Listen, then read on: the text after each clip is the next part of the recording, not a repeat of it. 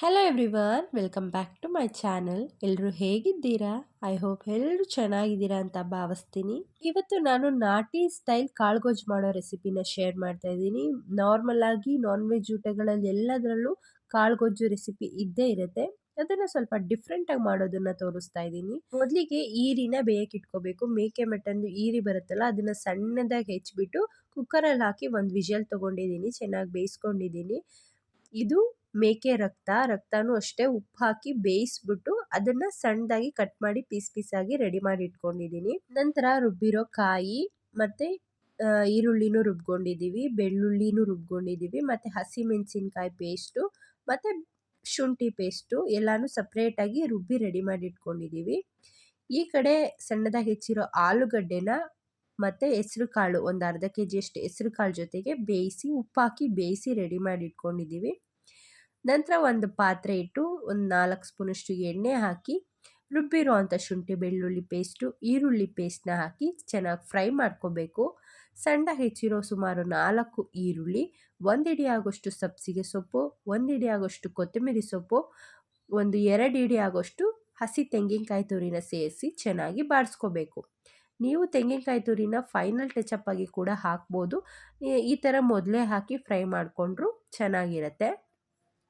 ಸ್ವಲ್ಪ ನೀರು ಹಾಕಬೇಕು. ನಾವು ಈರಿ ಬೇಯೋಕ್ಕೆ ಇಟ್ಟಿದ್ವಲ್ಲ ನೀರು, ಅದನ್ನೇ ಸೇರಿಸ್ಕೊಂಡು 2 ನಿಮಿಷ ಕುದಿಸ್ಕೋಬೇಕು. ಈ ಸಮಯದಲ್ಲಿ ಇದಕ್ಕೆ ಒಂದು 4 ಸ್ಪೂನ್ ಅಷ್ಟು ಬೆರದ ಪುಡಿ ಅಂತ ಬರುತ್ತಲ್ಲ, ಅದನ್ನು ಸೇರಿಸ್ಕೋಬೇಕು. ಮಸಾಲೆ ಪುಡಿ 4 ಸ್ಪೂನಷ್ಟು ಸೇರಿಸ್ಕೊಂಡು ರುಬ್ಬಿರೋಂಥ ಕಾಯಿನ ಹಾಕೋಬೇಕು. ಟೇಸ್ಟ್ ಕೂಡ ಚೆನ್ನಾಗಿರುತ್ತೆ, ಸ್ವಲ್ಪ ಥಿಕ್ನೆಸ್ ಗಟ್ಟಿಯಾಗಿ ಬರುತ್ತೆ. ಖಾರಕ್ಕೆ ನಾವು ಹಸಿಮೆಣಸಿನ್ಕಾಯಿ ಪೇಸ್ಟ್ನ ಉಪಯೋಗಿಸಿದ್ದೀವಿ. ನಿಮಗೆ ಖಾರ ಇನ್ನೂ ಬೇಕು ಅಂದರೆ ಖಾರದ ಪುಡಿನ ಸೇರಿಸ್ಕೋಬೋದು. ರುಚಿಗೆ ತಕ್ಕಷ್ಟು ಉಪ್ಪನ್ನ ಹಾಕಿ ಚೆನ್ನಾಗಿ ಮಿಕ್ಸ್ ಮಾಡ್ಕೋಬೇಕು. ಈ ಸಮಯದಲ್ಲಿ ನಾವು ಬೇಯಿಸಿಟ್ಟಿರೋಂಥ ಈರಿನ ಸೇರಿಸ್ಕೋಬೇಕು. ಒಂದು ವಿಷಲ್ ತೊಗೊಂಡ್ರೆ ಚೆನ್ನಾಗಿ ಬೆಂದಿರುತ್ತೆ. ಈಗ ಒಗ್ಗರಣೆಲಿ ಅಷ್ಟೊಂದು ಬೇಯಿಸೋ ಅವಶ್ಯಕತೆ ಇಲ್ಲ.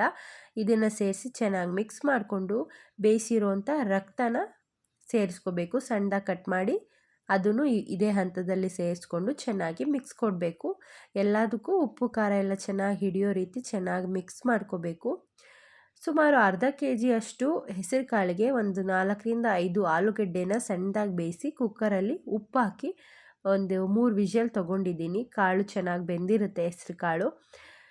ಇದನ್ನು ಹಾಕಿ ಮಿಕ್ಸ್ ಮಾಡ್ಕೋಬೇಕು. ನೀವು ಇಲ್ಲಿ ರಕ್ತ ಬಳಸೋದು ಇಷ್ಟ ಇಲ್ಲ, ಸೊ ಮೇಕೆ ಬ್ಲಡ್ಡಲ್ಲಿ ಪಲ್ಯ ಬೇಡ ಅನ್ನೋರು ಇದೇ ಮೆಥಡಲ್ಲಿ ಚಿಕನ್ನ ಹಾಕಿ ಕೂಡ ಮಾಡ್ಕೋಬೋದು. ಅದು ತುಂಬ ಟೇಸ್ಟಿಯಾಗಿರುತ್ತೆ. ಸೊ ಇದು ಸ್ವಲ್ಪ ಡಿಫ್ರೆಂಟ್ ಆಗಿರುತ್ತೆ.